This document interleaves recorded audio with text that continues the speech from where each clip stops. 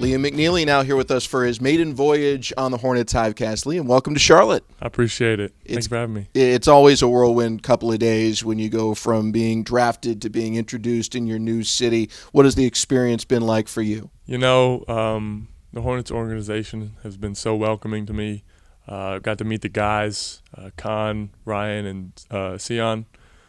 They've been great. I'm so happy to be here. You come into Charlotte in kind of a different situation in that the Hornets entering Draft A had the 4th pick. You were slotted to go somewhere, in the first round where the Hornets didn't have a pick originally. So when you were drafted by Charlotte, what was your understanding of the organization? What had you heard at that point from the Hornets? First of all, it's just a blessing to be in that, to have that opportunity and be drafted. So I'm very thankful for that. But, I've heard great things about Jeff Peterson and Coach Lee.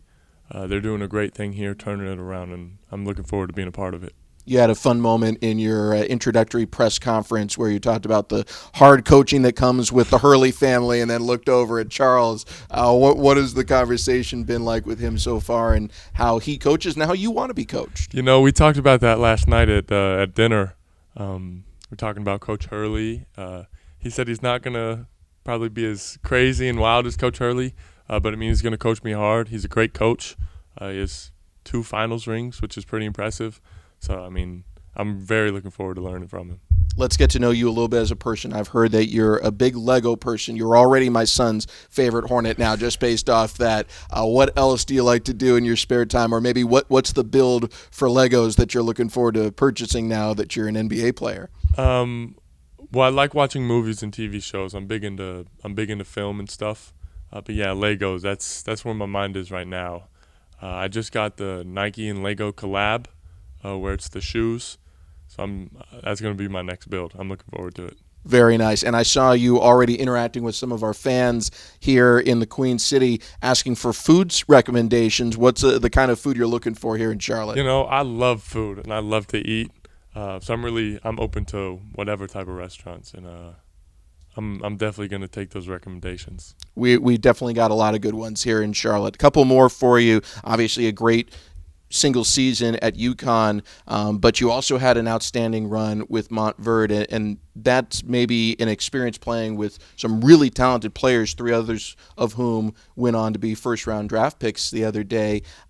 Getting that experience playing with them, how do you feel that'll prepare you to play with the star talent we have here in Charlotte with LaMelo Ball, Brandon Miller, and everyone else? Well, right. There were 6 seniors on my Montverde team that were ranked in the top 40 in our class.